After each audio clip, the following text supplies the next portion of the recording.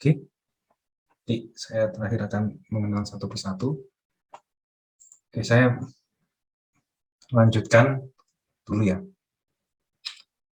Tentunya kalian sudah belajar tentang JST, yaitu jaringan syaraf tiruan ataupun neural network, yang dia terinspirasi dari bagaimana kinerja otak manusia itu. Ya. Nah, otak manusia ini ya terdiri atas konektivitas antar neuron-neuron, ya, seperti yang kita lihat pada kiri, ya, bagian kiri ini. Dan coba dimodelkan secara matematis pada bagian kanan ini. Nah, kalau kita lihat di sini terdiri atas beberapa node-node yang masing-masing node-node itu terhubung jaringan antara satu dengan yang lainnya, yang dinamakan jaringan neural network. Nah,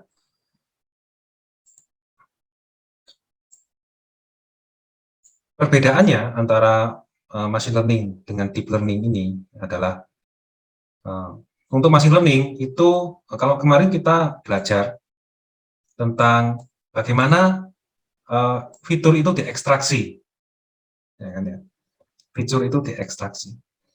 Jadi ekstraksi fitur itu seperti apa? Ya seperti kita apa ya dari misalkan citra atau gambar gitu, terus kemudian dihitung misalkan nilai RGB-nya, ataukah misalkan dihitung apa namanya Gray-Rever Cooccurrence Matrix, hingga menghasilkan nilai-nilai. Ya. Nah, fitur itu apa? Fitur itu adalah ciri. Jadi kita mendeskripsikan cirinya itu sendiri.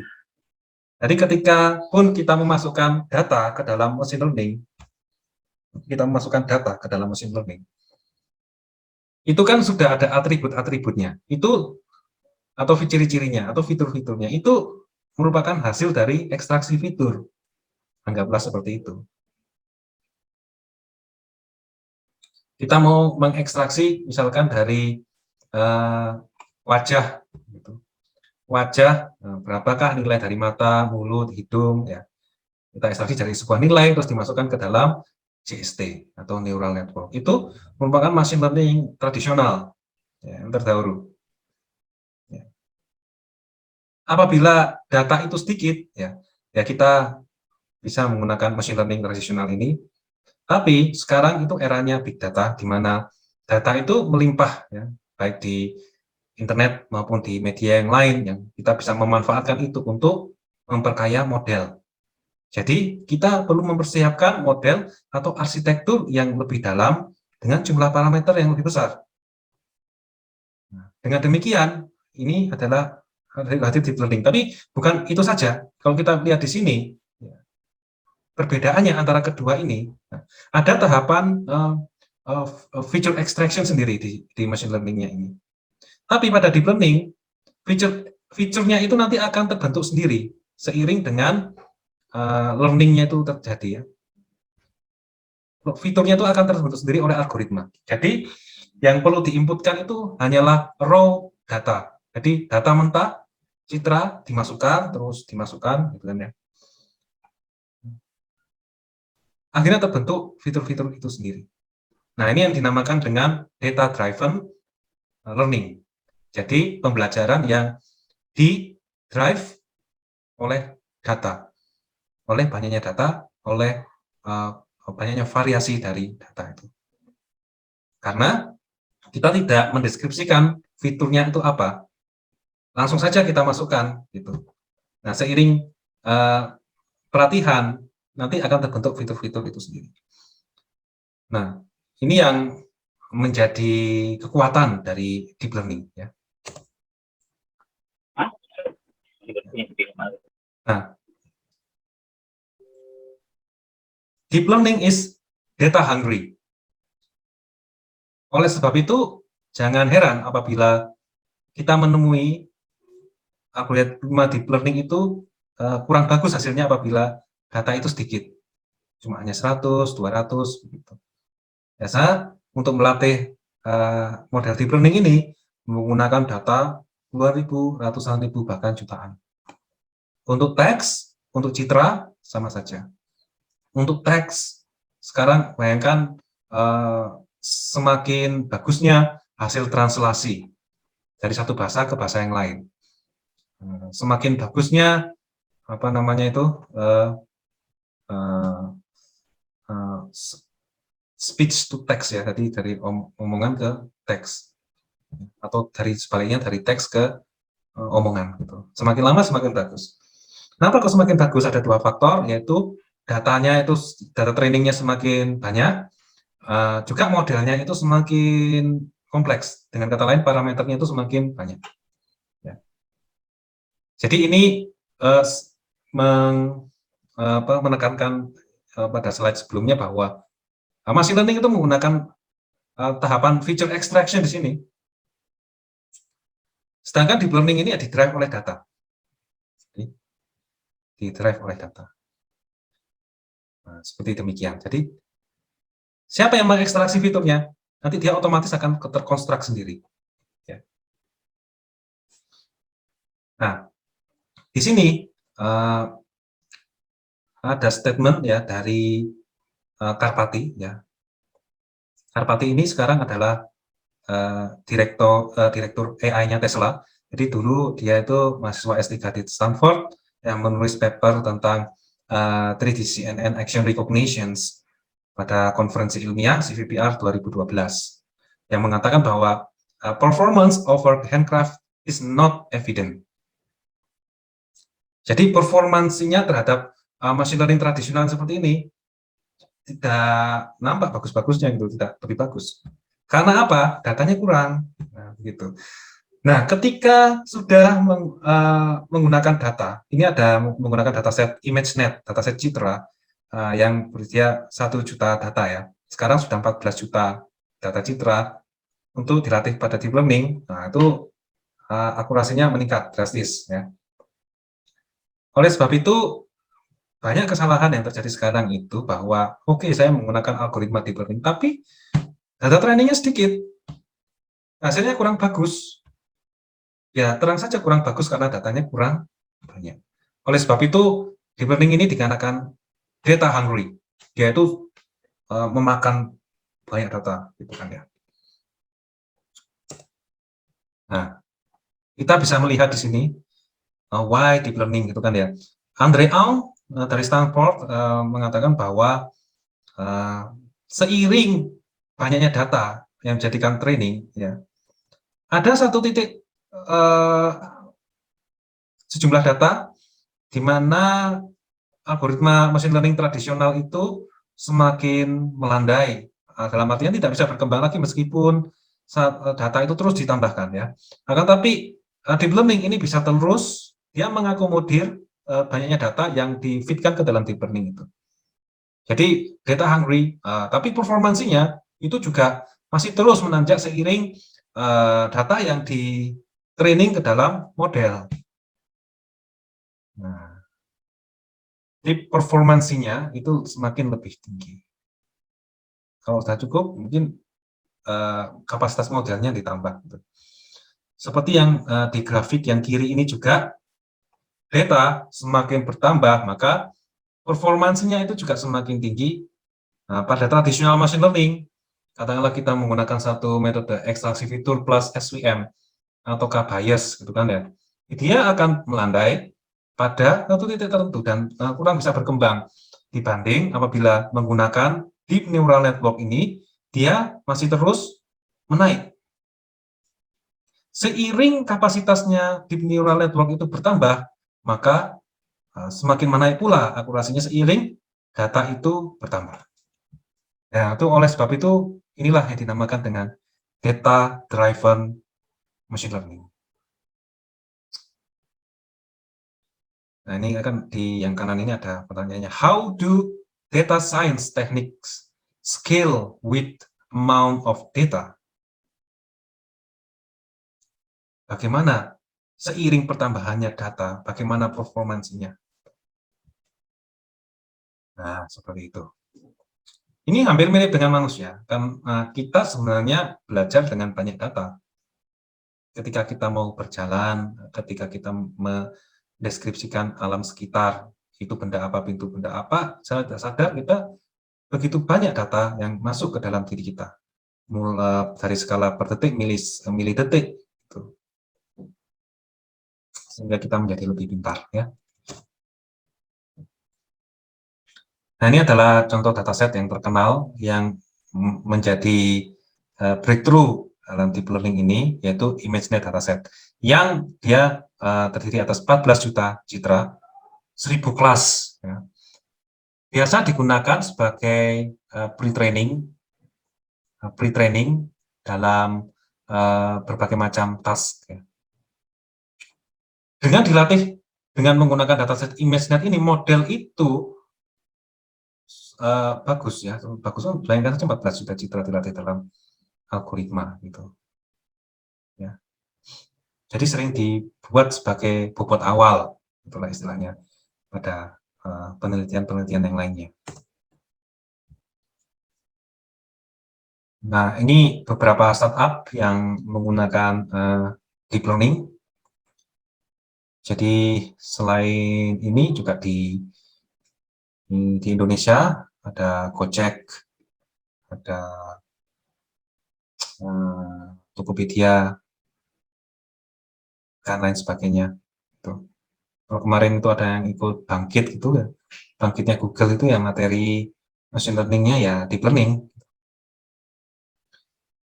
Jadi di beberapa sektor, computer vision, core AI, BI atau business intelligence, sales, customer relationship management, e-commerce ya, robotics ya, Amazon, nah, ataupun Tesla, itu kan ya, itu menggunakan deep learning semua gitu, untuk apa namanya melakukan berbagai macam task yang berrelasi dengan bisnisnya.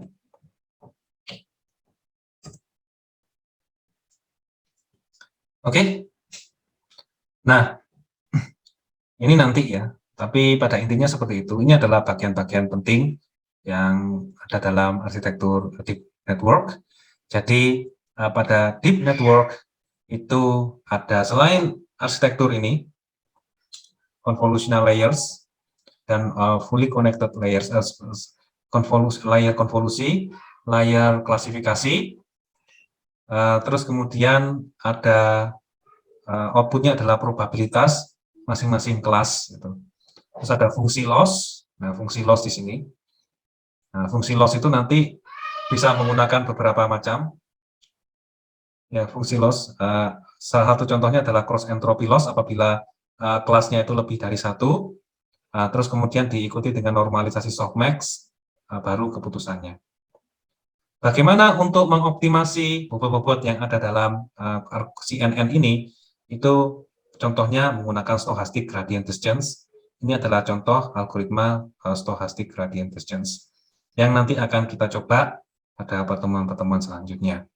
Di mana dengan memanfaatkan stochastic gradient descent itu nanti akan mengupdate bobot-bobot yang ada di dalam arsitektur convolutional layers maupun fully connected layers ini, sehingga siap untuk digunakan untuk berbagai macam task seperti klasifikasi.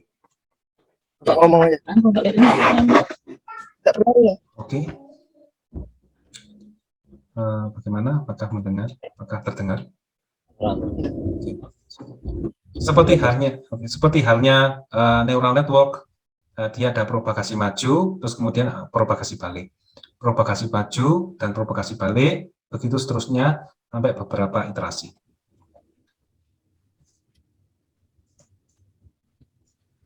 Nah, output dari neural network atau deep learning ini itu probabilitas ya. Jadi di sini ada CNN atau convolutional layers diikuti dengan classification layers atau FC layers ya. Nah, terus outputnya adalah logits. Yang logit nanti dinormalisasi softmax sehingga outputnya adalah probabilitas. Apabila ini contohnya adalah bagaimana network itu mengklasifikasi apakah dia citra itu termasuk kucing, anjing, ataukah burung dengan masing-masing probabilitasnya. Jadi outputnya itu probabilitas. Yang dipilih adalah yang probabilitas tertinggi Yang propolis tertinggi itu apa? Hotdog 0,63. Sehingga dipilihlah apa namanya, bahwa citra ini termasuk citra anjing. Gitu.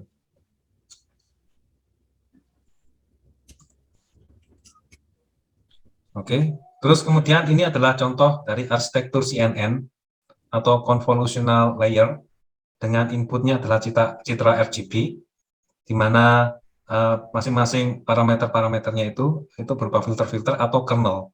Nah, kernel mengkonvolusi dari apa namanya, citranya itu tadi. Nah, ini ada beberapa apa namanya, kernel atau beberapa filter. Ya. Kalau di sini ada 64 filter. Nah, 64 filter banks ini nanti akan mengkonvolusi input citra. Ini akan menghasilkan 64 channel. Nanti kita coba bagaimana menghitung ini, gitu kan ya. Ya mungkin kalau dalam library atau PyTorch itu nanti tinggal kita memanggil masing-masing fungsinya gitu untuk melakukan konvolusi gitu. Tapi nanti kita coba untuk bagaimana menghitungnya secara manual. Ya. Nah, terus ada beberapa fungsi aktivasi, relu. Nah, ini untuk non-linearkan operasi-operasi yang linear. Nah, nanti kekuatannya di situ. Jadi non-linearity. Jadi data yang ada di dunia nyata ini itu sebenarnya adalah non-linear. Ya. Jarang sekali yang sesungguhnya adalah linear. Linear itu sebenarnya hanya dalam asumsi kita. Jadi data-data yang seperti di dunia ini aslinya adalah non-linear. Nah, bagaimana kita non-linearkan operasi yang linear? Jadi operasi konvolusi itu sebenarnya operasi linear. Bagaimana menonlinearkan operasi yang linear itu tadi? Nah, kita nanti bisa menggunakan activation ini. Nah, dan juga nanti kita akan menghitung jumlah parameter yang ada di dalam convolutional layer. Ya. Jadi jumlah parameternya, nah, ini filter-filternya ini ada 64 itu tadi. Jadi di sini 64 kernel atau 64 filter yang apa namanya, yang masing-masing dari filternya ini ukurannya adalah 7 kali 7 kali 3. Nah, bisa 7 kali 7 kali 3, bisa 3 kali 3 kali 3. Tapi kalau dalam contoh ini ternyata 7 kali 7 kali 3. Jadi 7 kali 7 kali 3 dikalikan 64. Nah, sejumlah itulah banyaknya parameter yang ada dalam convolutional neural network. Ini adalah sekilas saja untuk CNN. Nanti kita akan membahas lebih detail pada bab atau pertemuan khusus untuk CNN atau Convolutional Neural Network. Nah, ini adalah contoh konvolusi.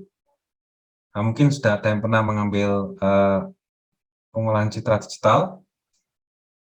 Ya, pada intinya seperti ini. Dikonvolusi oleh sebuah filter akan menghasilkan output yang baru. Ya. Nah, bagaimana nanti perhitungannya ini? Ya, nanti kita akan bahas pada pertemuan selanjutnya. Ya. Yang jelas tidak sulit. Ini data formulasinya mudah sekali. Nah, ini adalah fitur-fitur yang dihasilkan dari hasil pelatihan Deep Neural Network. Yang saya katakan tadi, bahwa pada mesin tradisional, kita perlu untuk mendefinisikan sendiri fitur-fitur apa saja yang digunakan untuk di-feed ke dalam machine learning. Akan tetapi, pada Deep Neural Network ini, fitur-fitur yang ini terbentuk secara sendirinya seiring dengan pelatihan yang dilakukan. Kita bisa melihat bahwa di sini ada semacam hierarki. Nah, jadi, pada masing-masing di sini, jadi pada masing-masing layer ini tadi, masing-masing layer itu tadi, itu Deep Neural Network itu membaca apa? Pertama, mulai membaca dari hal yang paling primitif. Paling primitif itu yang paling dasar. Contoh, garis, lengkungan, dan lain sebagainya pada layer yang awal.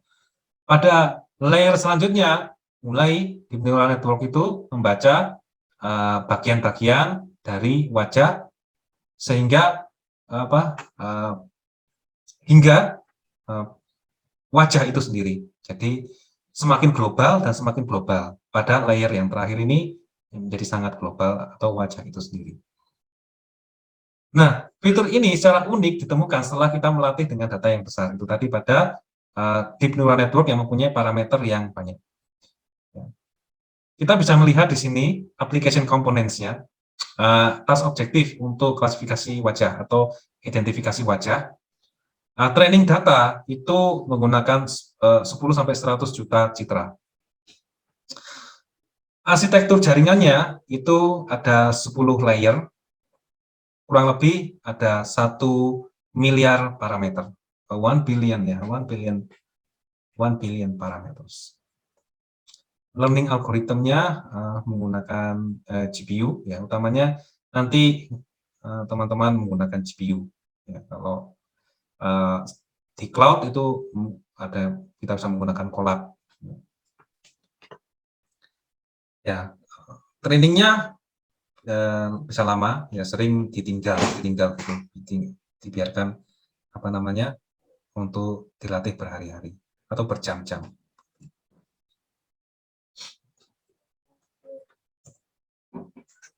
Nah, ini adalah contoh filter atau kernel atau fitur yang dihasilkan di dalam deep neural network. Ini adalah filter bergerak. Jadi kalau dalam citra itu diam ini dia. Tapi yang dilatih ini adalah fitur-fitur video. Jadi klasifikasi video.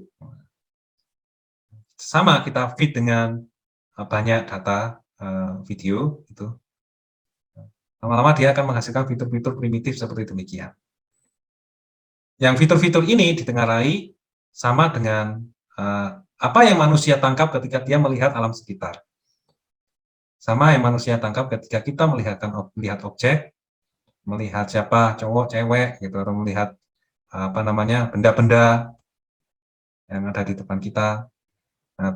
Secara apa namanya beruntun gitu dari primitif sampai menangkap wajah secara global gitu. Jadi kita pun sudah mengenal siapa teman-teman kita, ya siapa dosen-dosen kita berdasarkan wajah gitu. Jadi dari teman-temannya sendiri karena sudah belajar bersama, sering Zoom bareng ataukah pernah kuliah daring bersama, luring bersama atau melakukan aktivitas bersama, sehingga sudah mengenal, sehingga berdasarkan dari ciri-cirinya yang di-generate di dalam otak, nah, manusia atau kita itu dapat mengetahui siapa itu si A, si B, si C, dan si D, karena karakteristiknya itu sudah kita tangkap. Nah, berbeda apabila misalkan kita mempunyai teman masa kecil gitu kan ya. Kita mempunyai teman pada waktu umur 5 tahun, siapa gitu. Terus kemudian sekian lama, 20 tahun kemudian tidak pernah berjumpa, tiba-tiba bertemu di jalan. Mungkin kita sudah tidak mengenali lagi gitu, karena wajahnya sudah banyak berubah. Belum ditangkap ya. Kecuali kalau kita sedikit-sedikit tahu ciri-cirinya, kayaknya kita kenal gitu. Terus kemudian terus mengkonfirmasi, benar nggak kamu si A gitu. Oh benar.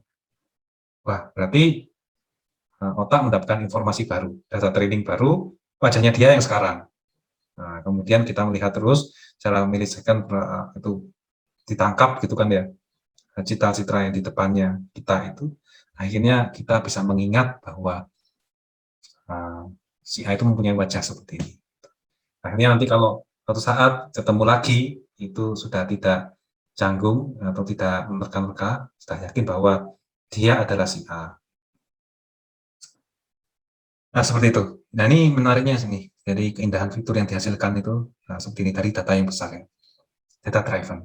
Jadi, tidak tergantung dari hipotesisnya manusia. Biasanya hipotesis manusia itu pada awalnya itu sempit. Jadi kita men-engineer fitur itu seperti ini gitu kan. Dengan GLGM atau dengan apa gitu. Dengan berbagai macam algoritma feature engineering gitu. Tapi ini cukup natural, kita tinggal memasukkan data yang banyak, biarkan model atau network itu membentuk sendiri fiturnya.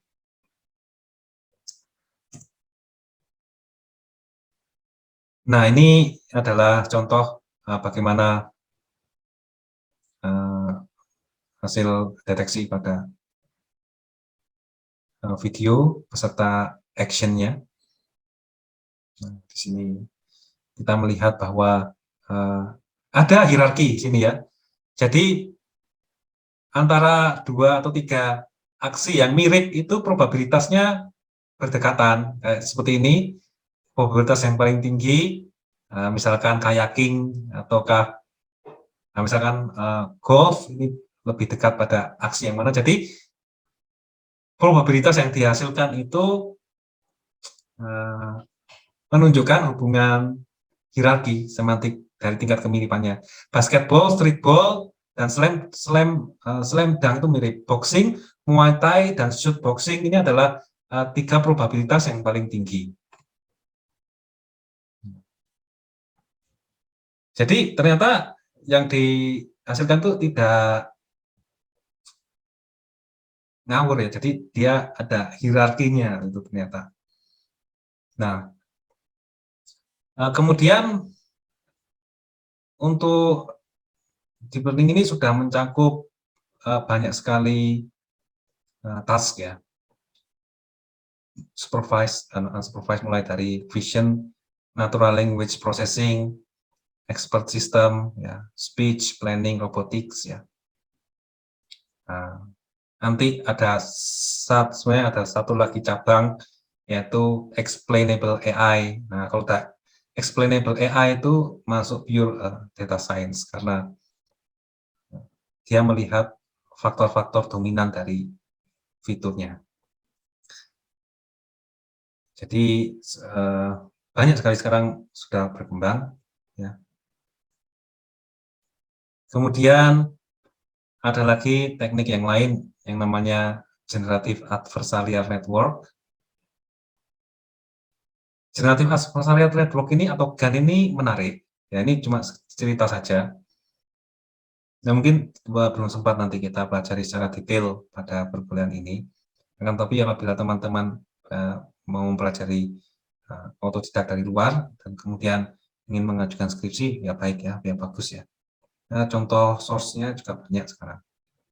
Nah, dari random noise dimasukkan ke dalam, ini namanya generator. Itu sebuah neural network juga. Nah, untuk kemudian dia nanti akan dibandingkan dengan real data. Bayangkan dari noise, kita mengenerate sebuah citra itu noise. Ya, noise benar. Jadi kayak titik-titik hitam putih itu dimasukkan ke dalam generator. Terus kemudian dibandingkan dengan real data. Nah, nanti dibandingkan dengan namanya diskriminator.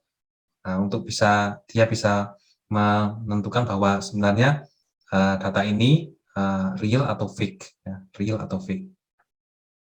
Nah, semakin lama itu nanti random noise-nya itu akan menghasilkan satu citra yang mirip dengan kenyataan aslinya.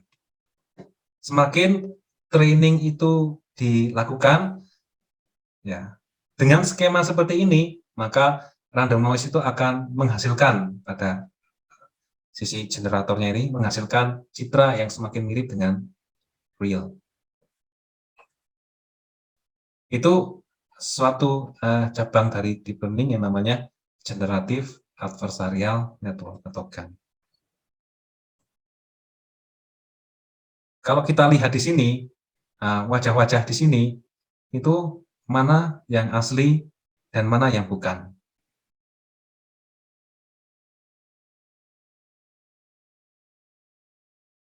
Kira-kira ada nggak yang bisa menerka mana yang asli, mana yang bukan?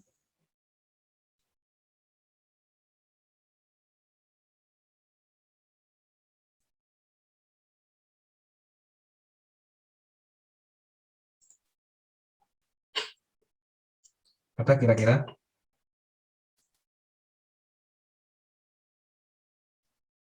Jawabannya adalah semua gambar yang ada di sini adalah fake atau tidak asli. Ya. Jadi ini hasil generate dari jaringan atau network, dari noise.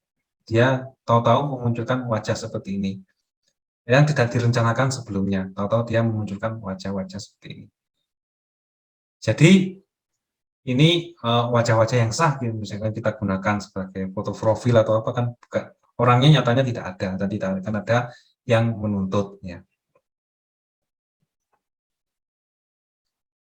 Nah, ini adalah contoh dari deepfake ya, tahu ya. Bagaimana dengan wajahnya orang itu kita bisa menaruh mimiknya dengan sama persis ke orang yang lain.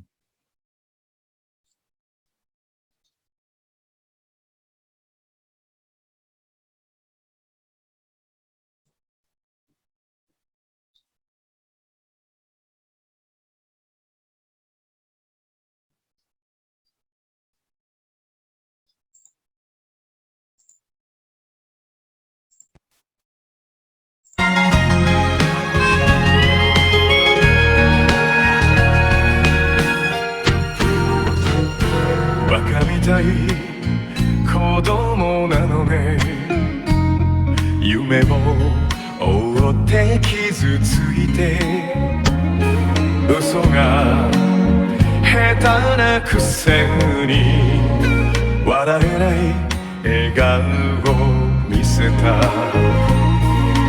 I love you もろくに言わない口下手でほんまに不器用な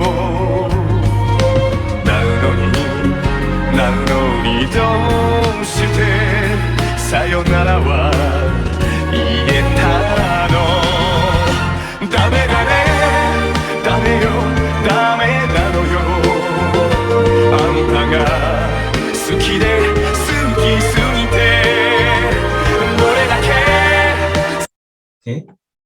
Nah, coba saya ダメだねダメよダメなのよあんたが好きで好きすぎてどれだけ強いお酒でも歪めない思い出がバカみたい